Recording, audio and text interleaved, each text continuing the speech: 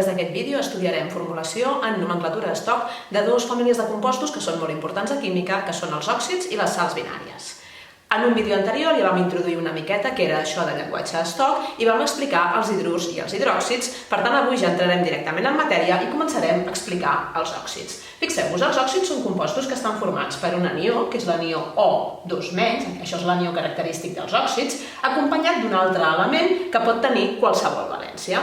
Com sempre, per formular el compost, el que hem de fer és intercanviar les valències, de manera que aquest número 2 baixarà aquí, aquesta càrrega, aquest nombre baixarà aquí i l'òxid quedarà formulat d'aquesta manera, M2OM, amb una excepció que ja veurem més endavant, que és en aquells casos en els quals hi hagin simplificacions. Comencem amb exemples ben senzillets. El primer, òxid de ferro 3. Què és el que s'ha de fer? Doncs primer, escriure l'anió òxid, O2-, el catió, ferro, Fe, amb la seva càrrega, 3, que ens la diu aquí amb números romans, fer l'intercanvi de valències, aquest 3 baixa aquí, aquest 2 baixa aquí, i el compost quedaria Fe2O3. Això seria la fórmula de l'òxid de ferro 3. Un altre exemple, òxid de vanadi 5. L'òxid, com sempre, O2-, el vanadi, si no coneixeu el símbol, el podeu buscar a la taula periòdica, el seu símbol és la V baixa, i com que diu 5, amb números romans, aquí hem de posar un número 5. Quan fem l'intercanvi de valències, el 5 baixa, el 2 baixa, i per tant això ens quedaria V baixa 2, O5, i aquesta seria la fórmula de l'òxid de vanadi 5. Un altre exemple, i atenció perquè aquest no porta números romans, òxid de potassi. Òxid de potassi. Nosaltres sabem que el potassi té el símbol químic K.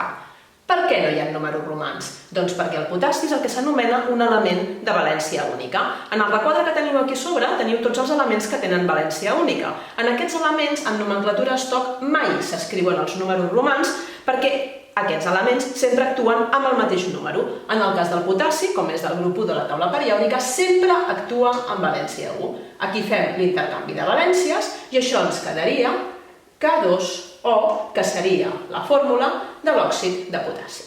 Anem a veure 3 exemples que són una mica més difícils, perquè són exemples en els quals hi haurà simplificacions, però no ens avancem. Comencem. Òxid de beril·li.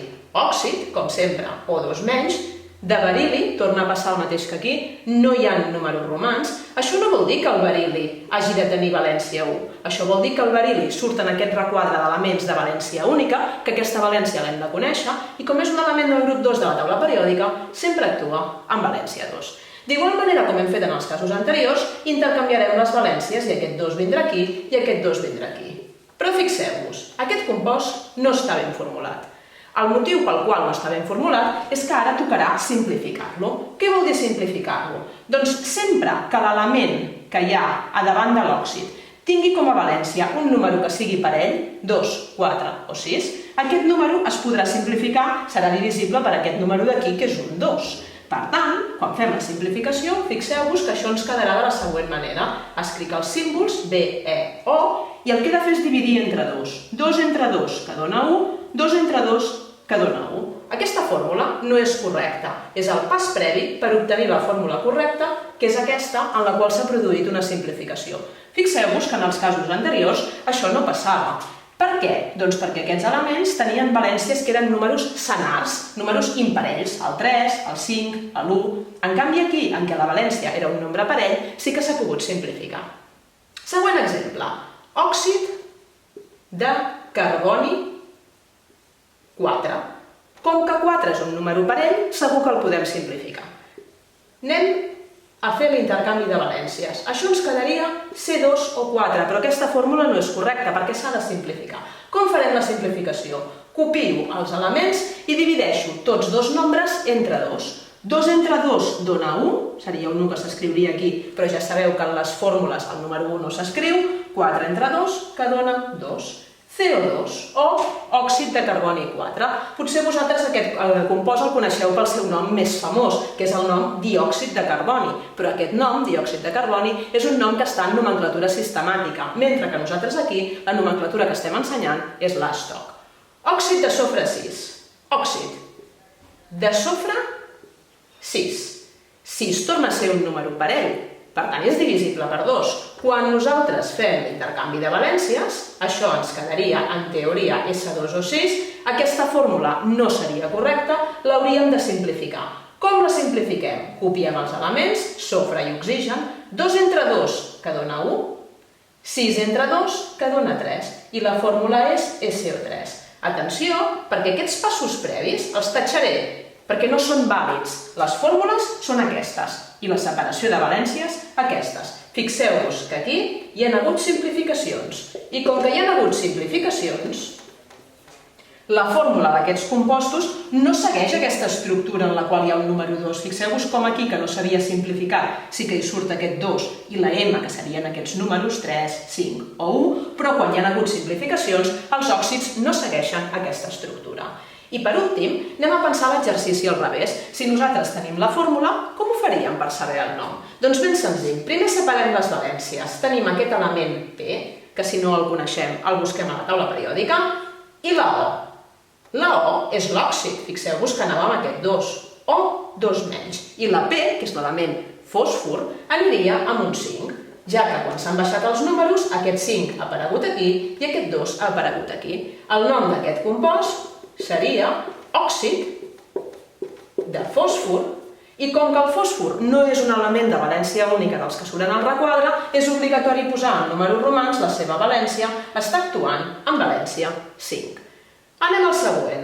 Atenció, perquè en aquest no veiem el número 2 característic de l'òxid. Això vol dir que hi ha hagut una simplificació. Si nosaltres intentéssim desfer la fórmula, semblaria, de manera equivocada, que està formada per CO més i O menys, que s'han intercanviat les valències i que ha quedat escrit d'aquesta manera, però això no és correcte. Com sabem que no és correcte?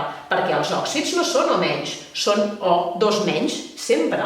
Què vol dir això? Vol dir que aquí hi ha hagut una simplificació i que en realitat el que hi havia és el 2 de l'òxid i el 2 del coure, que quan han baixat el seu número parell, el número 2, s'ha dividit entre 2 i ens ha quedat d'aquesta manera. Per tant, el nom d'aquest compost seria òxid de coure, no de coure 1, sinó de coure 2.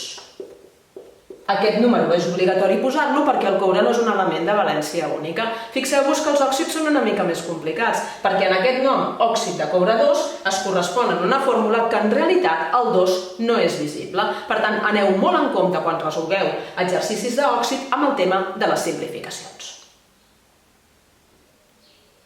Anem a explicar tot seguint les sals binàries. Les sals binàries són uns compostos que estan formats per un anió amb càrrega negativa i un catió, que és un metall. Com sempre, es fa aquest intercanvi de valències en què aquest nombre baixa aquí i aquest nombre baixa aquí, i per tant la fórmula del compost seguiria aquesta estructura MAAM. Aquest anió ha de ser un dels anions, com a mínim aquests són els que explicarem en aquest vídeo, n'existeixen més de sals, però nosaltres només farem exemples amb els que surten aquí dalt en aquest requadre. Si és F- serà fluorur, si aquest anió és Cl- clorur, Br- bromur, I- iodur i S2- sulfur. Anem a veure algun exemple. Mireu, el primer, bromur de calci. Busquem bromur en la taula de dalt i veiem que el bromur és Br-. Del calci no em diuen la valència. Fixeu-vos que entre parèntesis aquí no indica la valència. Això vol dir que el calci és de valència única i que és una valència que nosaltres hem de conèixer. Com és del grup 2 de la taula periòdica, el calci sempre actua, ja ho sabeu, en valència 2. Aquí, per tant, fem l'intercanvi de valències i això ens quedaria de la següent manera. Aquí vindria aquest 1, que no s'escriu, Br i el 2. Per tant, la fórmula del bromur de calci seria CaBr2. Següent exemple, iodur de platí. Busquem en la taula de dalt el iodur i veiem que el seu símbol és I amb una càrrega negativa, I-. De platí, si no coneixem el símbol del platí el busquem a la taula periòdica, és Pt, 4+. Quan fem l'intercanvi de valències, aquest 4 ve aquí, aquest 1 ve aquí, i per tant això ens quedaria Pt, I4, que seria la fórmula de l'iodur de platí 4.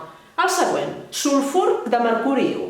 Anem a la taula, busquem el sulfur, que ve de l'element químic sofre i té dues càrregues negatives, el tenim aquí dalt. De mercuri, el símbol químic del mercuri és Hg, i com que no és de valència única, em diuen la seva valència. que és valència 1 amb els números romans.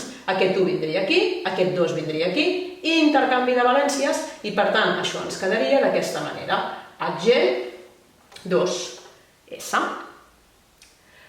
Més exemples. Aquí tenim l'exercici al revés. Tenim la fórmula i hem de treure el nom. Per tant, el primer pas quan tenim la fórmula és separar les valències. Això vindria del rubidi i del clor. Fixeu-vos, aquí hi ha uns, i per tant això seria el clorur de rubidi. Recordeu que sempre les fórmules, la manera com nosaltres escrivim o diem el nom, és la manera contrària com està escrit. És a dir, primer diem clorur, que és el segon element, clorur de rubidi. O si ho mirem aquí, clorur de rubidi. Següent exemple. Aquí tenim aquest element químic, Cu, que el seu nom és coure, tenim el fluor, sabem que el fluor és un anió F-, el coure aquí no veiem cap número, per tant és coure amb valència 1, i això seria el fluorur de coure, i atenció, com que el coure no és un element de valència única, entre parèntesis, com és nomenclatura estoc, estem obligats a posar en números romans que el coure està actuant en valència 1. Compareu aquest exemple amb aquest. En tots dos casos els elements tenen valència 1. Aquí no s'ha d'escriure en números romans perquè el rubidi és un element de valència única, d'aquests que hem de saber la valència, és del grup 1 de la taula periòdica i sempre actua en valència 1, per tant no cal posar-ho, i en canvi com que el coure no és d'aquests que tenen valència única, sinó que en té més d'una, sí que és obligatori posar la seva valència. Aquí entre parèntesis hi ha números romans. El següent, Mg. I són els dos símbols dels elements, I seria de l'iodur, i menys, i Mg, fixeu-vos en aquest 2, és un element del grup 2 de la taula periòdica que sempre actua en valència 2, per tant el nom seria iodur de magnesi. Cal o no cal que posem números romans? Bé, doncs com que el magnesi és un element de valència única, també, exactament igual que el rubidi del grup 1 amb valència 1, el magnesi del grup 2 amb valència 2, no s'ha de posar entre parèntesis i amb números romans la seva valència. Bé, doncs res més per avui, espero que hagueu entès molt bé aquests dos compostos que hem explicat avui i fins la propera!